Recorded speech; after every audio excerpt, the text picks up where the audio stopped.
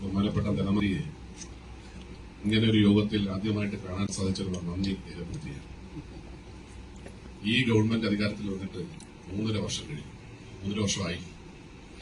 നമ്മുടെ നാട്ടിൽ സർക്കാർ ജീവനക്കാരെയും പെൻഷൻകാരെയും പരിഗണിക്കുന്ന ഒരു ധനമന്ത്രി ഈ കാര്യത്തിലെങ്കിലും ഉണ്ട് എന്ന് അങ്ങ് ഈ മീറ്റിംഗിലൂടെ ബോധ്യപ്പെടുത്തിയതിന് നന്ദി. ഈ പദ്ധതിയെ സംബന്ധിച്ച് ഈ പദ്ധതി തുടരണമെന്ന് തന്നെയാണ് ഞങ്ങളുടെ സംഘടനയുടെ അഭിപ്രായം. പക്ഷേ ഈ പദ്ധതിയിലേക്ക് വരുന്നതിന് മുമ്പ് കേരളത്തിലെ സർക്കാർ ജീവനക്കാരും അധ്യാപകരും ഇന്ന് അനുഭവിക്കുന്ന വേദനയെ സംബന്ധിച്ച് 1-2 കാര്യങ്ങൾ സാറിന്റെ വേദിയിൽ സൂചിപ്പിക്കാതെ പോയാൽ അത് വലിയ കഠിനമായി പോകുമെന്നുള്ളതുകൊണ്ട് 1-2 കാര്യങ്ങൾ സൂചിപ്പിക്കാതിരിക്കാൻ നിവൃത്തിയില്ല. കേരളത്തിലെ സർക്കാർ ജീവനക്കാരും അധ്യാപകരും അനുഭവിക്കുന്ന വേദന അത് മനസ്സിലാക്കാൻ കേരളത്തിലെ ധനമന്ത്രിക്ക് കഴിഞ്ഞിട്ടുണ്ട്. കഴിഞ്ഞ 3.5 വർഷമായിട്ട് ഈ സംസ്ഥാനത്തെ ജീവനക്കാർ എങ്ങനെ ജീവിക്കുന്നുവെന്ന് കേരളത്തിലെ ധനമന്ത്രി അന്വേഷിച്ചിട്ടുണ്ട്. കേരളത്തിലെ എത്രയോ സർക്കാർ ജീവനക്കാരൻ ഇന്ന് കൂലിപ്പണിക്ക് പോവുകയാണ് സർ. ജീവിക്കാൻ നിവൃത്തിയില്ലാതെ കേരളത്തിലെ സർക്കാർ ജീവനക്കാരൻ കൂലിപ്പണിക്ക് പോവുക. കേരളത്തിൽ ബഹുമാനപ്പെട്ട ധനമന്ത്രി ഇത് മനസ്സിലാക്കിയിട്ടുണ്ടോ എന്നുള്ള കാര്യം വളരെ വിനീതമായി ചോദിക്കുകയാണ്. 22% ക്ഷാമബത്ത ഞങ്ങൾ ആരോടാണ് ചോദിക്കേണ്ടത്? ഞങ്ങൾ ആരോട് ചോദിക്കണം സാർ? ഇന്ത്യയിൽ ഏതെങ്കിലും ഒരു സംസ്ഥാനത്ത് ഈ അവസ്ഥയുണ്ടോ? നമുക്ക് ചോദിക്കാനൊരു നാഥനുണ്ട് ഈ കേരളത്തിൽ. ബഹുമാനപ്പെട്ട മുഖ്യമന്ത്രിയുണ്ട്, ധനമന്ത്രിയുണ്ട്. പക്ഷെ ഞങ്ങളെ കേൾക്കാൻ ആരുമില്ലാത്തൊരവസ്ഥയായിരുന്നു. ആ അവസ്ഥയിൽ നിന്നുകൊണ്ടാണ് ഈ കേരളത്തിലെ 22% ക്ഷാമബത്ത കുടിശ്ശികയാക്കി ഞങ്ങൾ നട്ടം തിരികെയാണ് കേരളത്തിലെ സർക്കാർ ജീവനക്കാരൻ. സാർ ഇത് കേൾക്കണം. കേരളത്തിലെ സർക്കാർ ജീവനക്കാരന്റെ ലീവ് സറണ്ടർ ഞങ്ങൾക്ക് ആർക്കത് ലഭ്യമാകുന്നില്ല. കേരളത്തിലെ സർക്കാർ ജീവനക്കാരന്റെ കഴിഞ്ഞ ശമ്പള പരിഷ്കരണം, പെൻഷൻ പരിഷ്കരണം തടസ്സപ്പെടുത്താൻ നോക്കണ്ട. പറയേണ്ട കാര്യം ഈ വേദിയിൽ പറയാൻ വേണ്ടി കഴിയും. 1-2 കാര്യങ്ങൾ ബഹുമാനപ്പെട്ട ധനമന്ത്രി വിളിച്ച യോഗമായിട്ട് അദ്ദേഹത്തെ സൂചിപ്പിക്കാൻ വേണ്ടിയിട്ടാണ് ഈ കാര്യങ്ങൾ സൂചിപ്പിക്കുന്നത്, പ്രസംഗിക്കുന്നതല്ല. അല്ല, സബ്ജക്ട് ബേസ് ആണെങ്കിൽ തന്നെ ഞങ്ങൾക്ക് പറയാൻ വേറെ വേദിയില്ലല്ലോ. അതുകൊണ്ട് അതിനകത്ത് തടസ്സപ്പെടുത്താൻ ശ്രമിക്കണ്ട. പറയേണ്ടത് പറഞ്ഞിട്ടേ പോകും. സാർ, ഞങ്ങൾക്ക് ജീവിക്കണം ഈ കേരളത്തിൽ. ഞങ്ങൾ അനുഭവിക്കുന്ന ദുരിതം ധനമന്ത്രി മനസ്സിലാക്കണം. 2% കേരളത്തിന്റെ ചരിത്രത്തിൽ ഇന്നേ വരെ ഒരു ധനമന്ത്രിയും കാണിക്കാത്ത ക്രൂരതയാണ് സാറിന്റെ ഭാഗത്തുനിന്നുണ്ടായത്. വെറും 2% ക്ഷാമബത്ത അനുവദിച്ചിട്ട് ആ ക്ഷാമബത്തയുടെ കുടിശ്ശിക പോലും ഞങ്ങൾക്ക് തന്നില്ലെങ്കിൽ ഞങ്ങൾ എങ്ങനെ ജീവിക്കും സാർ? സാറിന്റെ കുടുംബ പത്രമാണ്. ഞങ്ങളെ കുടുംബം ദാരിദ്ര്യത്തിലോട്ട് ഞങ്ങൾ ഉടരുകയാണ് സാർ. ആയിരക്കണക്കിന് ജീവനക്കാർ വഴിയാധാരമായിട്ട് ജീവിക്കേണ്ട അവസ്ഥ വന്നിരിക്കുന്നു. സാർ, അത് മനസ്സിലാക്കണം. കേരളത്തിലെ ഞങ്ങൾക്ക് ഇന്നിപ്പോൾ എന്താ പ്രതീക്ഷിക്കാനുള്ളത്? ഈ ക്ഷാമബത്ത ഞങ്ങൾക്ക് കിട്ടുമോ? ഈ ലീവ് സറണ്ടർ ഞങ്ങൾക്ക് ഏത് കാലത്ത് കിട്ടും? ഞങ്ങൾ ശമ്പള പരിഷ്കരണം കുറിച്ച് ആര് തരും ഞങ്ങൾക്ക്? സാർ, ഇതിനാരാ സാറിന് പറയാൻ മറുപടി ഉണ്ടാവും. സാർ പറയുന്നത് കേന്ദ്രം തരണമെന്നാണ്. സാർ, കേന്ദ്രം തരണമെന്ന് പറഞ്ഞ് സാർ മുന്നോട്ട് പോയിട്ട് സുപ്രീം കോടതി പോലും അത് അംഗീകരിച്ചില്ല സാർ. എത്ര കാലം ഞങ്ങൾ ആരോടാ ചോദിക്കേണ്ടത്? ഞങ്ങൾ ആരോടാ പറയേണ്ടത്? ഞങ്ങൾക്ക് ചോദിക്കാനൊരു നാടിനില്ലാത്ത സംസ്ഥാനമായി കേരളം മാറി സാർ. ഈ തലത്തിൽ കേരളത്തിലെ സർക്കാർ ജീവനക്കാരും പെൻഷൻകാരും അനുഭവിക്കുന്ന ദുരിതം മനസ്സിലാക്കാൻ കഴിയാതെ കണ്ണുകെട്ടിയിരുന്നതിന്റെ ദുരന്തഫലമാണ് സാർ ഈ പാർലമെന്റ് ഇലക്ഷനിൽ അനുഭവിക്കേണ്ടി വന്നത്.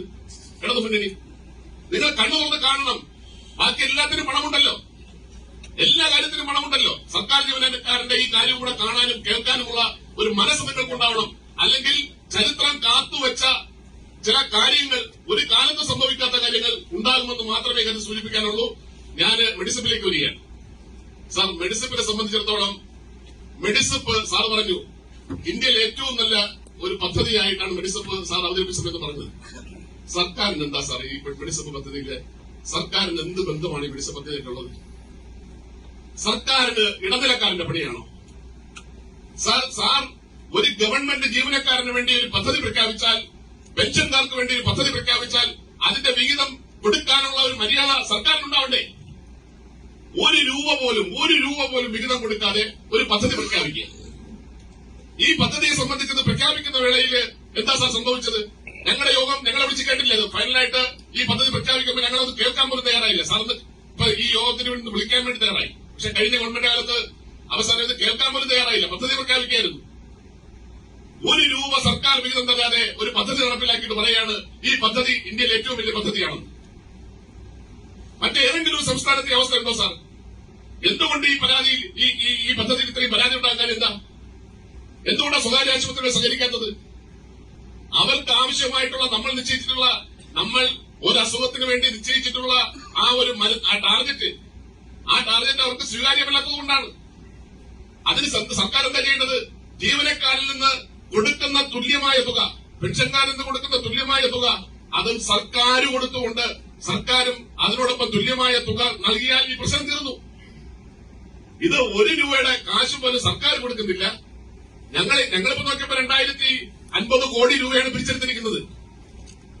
1428 കോടിയാണ് കൊടുത്തിരിക്കുന്നത് കണക്ക് പറയുന്നത്.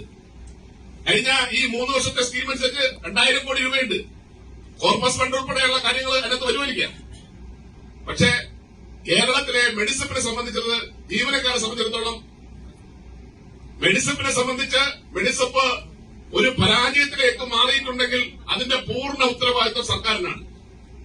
സർക്കാർ എന്തോ ഒരു വലിയ ആവേശത്തോടു കൂടി ഒരു പദ്ധതി പ്രഖ്യാപിച്ചു. ഈ പദ്ധതി എങ്ങനെ പോകുന്നു ഞങ്ങൾ ആരോടെ ചോദിക്കേണ്ടത്? ഒരു സ്വകാര്യ ആശുപത്രിയിൽ ചികിത്സയ്ക്ക് വേണ്ടി പോയാൽ ഈ പദ്ധതിയെ സംബന്ധിച്ച് ഞങ്ങൾക്ക് അവിടെ എന്ത് ചികിത്സ കിട്ടുന്ന ഉറപ്പുള്ളത്? തിരുവനന്തപുരത്ത് നമ്മളെല്ലാവരും താമസിക്കുന്നത് തിരുവനന്തപുരത്താണ്. ഈ തിരുവനന്തപുരം നഗരത്തിലെ ഏതെങ്കിലും ഒരു ആശുപത്രിയിൽ ചേർത്തിട്ടുണ്ടോ സർ? സാധാരണഗതിയില് ഇത്തരം ചർച്ചകളിലൊക്കെ പങ്കെടുക്കുന്ന നിങ്ങൾക്കൊരു സമയമുണ്ട്. അല്ല, അത് എല്ലാ കാര്യവും പറയാനല്ലേ നിങ്ങൾ പറഞ്ഞോളൂ, ഞാന് ഇടപെട്ടില്ലല്ലോ. ഇതിനൊക്കെ ഒരു സമയമുണ്ട്. അത് പറഞ്ഞു കഴിഞ്ഞാൽ മനസ്സിലാവുന്ന ആളുകളാണ് ഇരിക്കുന്നത്.